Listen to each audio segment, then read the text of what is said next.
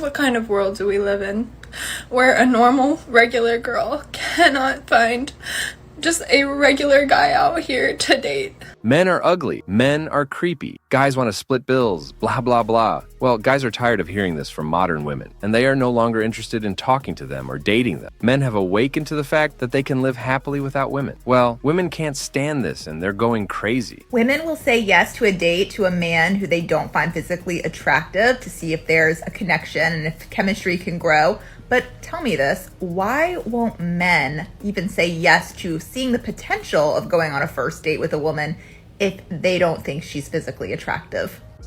She's conveniently ignoring the fact that women are just as guilty, if not more so, of dismissing potential partners based on looks. It's time to face reality. Physical attraction matters. It's not shallow. It's biology. Men are visual creatures, and pretending otherwise is just delusional.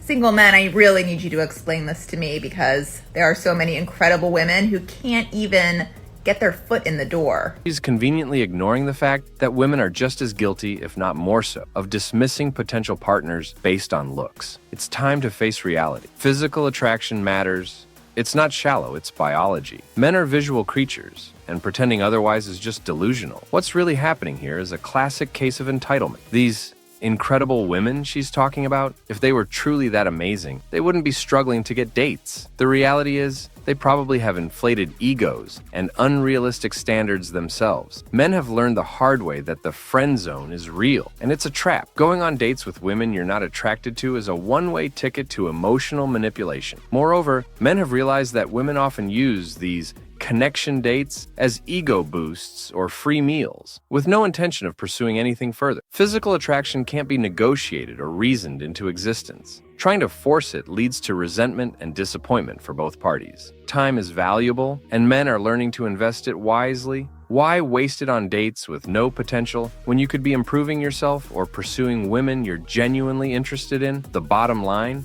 men don't owe women dates any more than women owe men attention. Okay? It's very rare that a man out in public, out in the world, will see me. And I don't care how good I look that day. I don't care how good I smell. I don't care about none of that. They're not walking up to me. And that's because my demeanor says I'm good. A woman's attitude is a perfect illustration of why so many men are checking out of the dating scene altogether. She's proud of being unapproachable and unfriendly, yet she can't understand why men aren't falling over themselves to talk to her. The cognitive dissonance is astounding. She admits to intentionally giving off hostile vibe, then acts surprised that men don't approach her. This is like setting your house on fire and wondering why no one wants to come inside. Her assumption that any man who might approach her is there to waste her time or play with her shows a deeply cynical and adversarial view of dating. It's no wonder she's single. The fact that she's been maintaining this attitude for 5-6 years and still hasn't figured out why she's single is a testament to her lack of self-awareness. Men have learned valuable lessons from encounters with women like this. They've realized that the risks of approaching women in public far outweigh the potential rewards. One wrong move and you could be labeled a creep or harasser. Women who claim they want to be approached often have unrealistic expectations about how and when it should happen. Hostile body language and demeanor are not tests to be overcome. They're red flags to be avoided. The irony is that this woman probably thinks she's empowering herself, when in reality, she's just isolating herself from potentially meaningful connection. Men aren't mind readers, and they're not going to fight through a wall of hostility on the off chance that there's a decent person behind. In the end, this attitude is a self-fulfilling prophecy. To join our community and stay updated whenever we release new videos about men going their own way, be sure to subscribe to our channel. What kind of world do we live in where a normal, regular girl cannot find just a regular guy out here to date? Because these guys don't want a real woman. They want to. Her rant about men preferring fantasy over real women is a textbook example of deflection and lack of self-awareness. She's conveniently ignoring the fact that many women have unrealistic expectations of men, fueled by rom-coms and social media. The irony of her accusing men of living in a fantasy world, while she's clearly out of touch with reality, is almost comical. Let's get real for a moment. Men aren't choosing screens over real women because it's easier. They're doing it because the risk-reward ratio of modern dating has become skewed beyond recognition. Many men have learned that dealing with entitled, demanding women who bring little to the table besides their mere presence is simply not worth the effort. They want to live in this fake fantasy world. They would rather jack off to some screen, to some robot, rather than actually deal with a real human being and what comes with that. You know why? Because it's easier. And I am done. I'm done. What she calls dealing with a real human being often translates to navigating a minefield of emotional manipulation, unrealistic expectations, and the constant threat of being labeled a creep or worse for the slightest misstep. Is it any wonder that some men are opting out? Men know modern dating often feels like a rigged game. They're expected to be providers, mind readers, and emotional punching bag, all while walking on eggshells to avoid offending their partner's sensibility. Many have realized that focusing on self-improvement, career goals, and genuine friendships offers a far more fulfilling life than chasing after women who view them as ATMs with legs. My problem is when it comes to men, that when they're telling me all things like, you're the most beautiful girl I've ever seen, I'm so in love with your smile, I want to be the man for you, all this stuff, when they've just met me, is I believe it because I truly believe that I am that amazing, that why would you not think all of that? So when the girlies and the guys are like, why are you falling for that? They're saying to everyone, I truly believe with every ounce of my body that I do have the nicest smile you've ever seen in your life, and that I am the most beautiful girl that you've ever come across, and that you do want to spend the rest of your life with me despite the fact that you only met me 10 minutes ago. So it is a little delusional because am I still single? Yes, and have I been for 4 years? But it's not the point. It's not the point. This woman's monologue is a prime example of the narcissism epidemic plaguing modern dating. Her unwavering belief in her own perfection, despite years of being single, showcases a level of delusion that would be comical if it weren't so tragic. This mindset is precisely why many men are opting out of the dating scene altogether. Her admission that she falls for empty flattery because she truly believes she's that amazing is a red flag the size of Texas. Men are aware that women with this level of self-absorption are emotional black holes, constantly demanding validation and attention, while offering little in return. The fact that she's been single for 4 years, yet still clings to this inflated self-image, speaks volumes about her inability to self-reflect or grow. What's particularly telling is her statement, because the second that I stop thinking I'm that bitch, it all goes downhill from there. This reveals a fragile ego masked by bravado. Because the second that I stop thinking I'm that bitch, it all goes downhill from there. But I mean, I guess I'm not really on the top of the hill, am I? But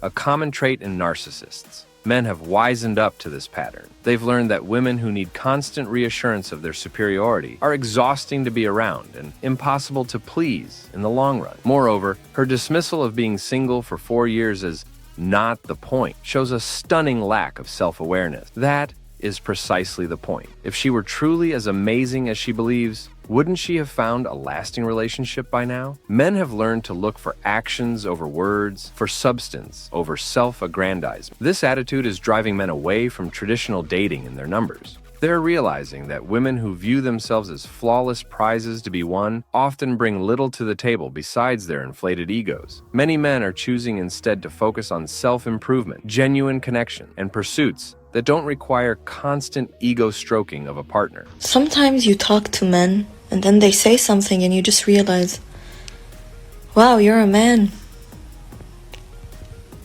Like, that was such a man thing to say. And then you're just like, okay, man.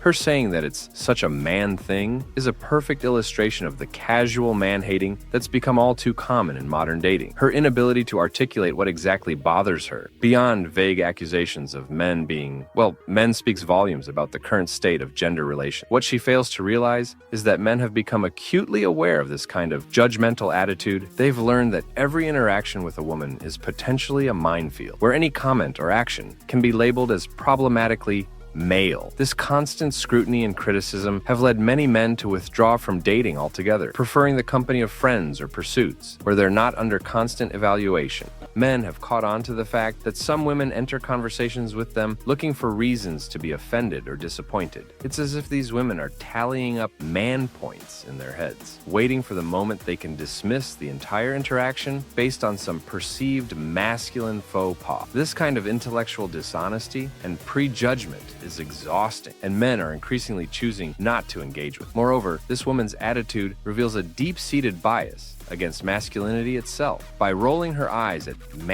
she's essentially saying that male perspectives and experiences are inherently less valid or worthy of respect. Men have learned that trying to date someone who fundamentally dislikes core aspects of their identity is a recipe for misery. Until women like this can learn to approach men with genuine openness and respect, rather than looking for reasons to be disappointed, they're likely to find themselves increasingly alone. Men are the biggest and I just want to know why. Why is it that every single guy I've given my number to, except for one, maybe two, since I started dating at the beginning of the summer, from me going up to them, I swear to God, I just went to Chipotle after the gym, immediately make eye contact with this guy. He was very good looking. I could tell that he was interested in me, and I could tell he was looking at me for a long time. When I walked in, he was checking out, so he should have been leaving. I go in line. He circled the block, and when she's here ranting about men being the biggest fucking bitches for not approaching her, but she's clearly just entitled. Her aggressive language and confrontational attitude are precisely why many men are opting out of cold approaches and traditional dating altogether. Her description of the Chipotle encounter is particularly revealing. She assumes the man's interest based on a few glances, then berates him for not making a move. What she fails to consider is the myriad of reasons a man might choose not to approach a stranger in public. Men have learned that unsolicited approaches can be seen as creepy or threatening, regardless of their intention. In an era of heightened awareness about harassment, many men have decided it's simply not worth the risk. I just don't what are you guys worried about? Rejection? Do you need a tampon? Get the over it. How are we supposed to procreate if you can't even approach a woman that you're interested in public? It's honestly really disappointing. I'm disappointed in you all. Her comparison of men to menstruating women for not approaching her is not only sexist, but deeply ironic given her own aggressive behavior. Men have caught on to this double standard. They're expected to be bold and confident, but also mind readers who can magically discern when their advances are welcome. This woman's attitude is a perfect example of why men are increasingly hesitant to engage in traditional dating. They've learned that the potential downsides, accusations of harassment, public shaming, or dealing with entitled attitudes like hers far outweigh any possible benefits. Until women like her learn to approach dating with more empathy and less entitlement, they're likely to find themselves continually disappointed by men's reluctance to engage. This might be a bit controversial, but I'm convinced that Australian men are either too scared to ask girls out or they just don't know how to. And the reason I know this is whenever I'm overseas, guys will just approach you. And my friends from America that recently came down, they actually noticed that. From this, it's evident that men all over the world are tired of entitled modern women. However, her confusion about why this is happening reveals a stunning lack of awareness about the current social climate. Let's break this down. She has noticed that Australian men are less likely to approach women compared to their American or European counterparts. What she fails to consider is that this isn't about men being scared or not knowing how to ask women out, is precisely why many men are opting out of traditional dating altogether. The fact that she's not on dating apps and doesn't go out at night further illustrates the problem. She's essentially asking men to approach her in environments where it's increasingly seen as inappropriate or risky to do so. The gym? Men have learned that women generally don't want to be hit on while working out. A cafe? One wrong move, and you're the creep who can't let women enjoy their coffee in peace. What this woman, and many like her, fail to understand is that men aren't simply going for what they want anymore. They've learned to weigh the potential consequences of their action. Many have decided that the possibility of finding a partner isn't worth the risk of being labeled a creep, harasser, or worse. Want to see more modern women complain about men no longer showing interest in dating? Then click on the video you are seeing on your screen now.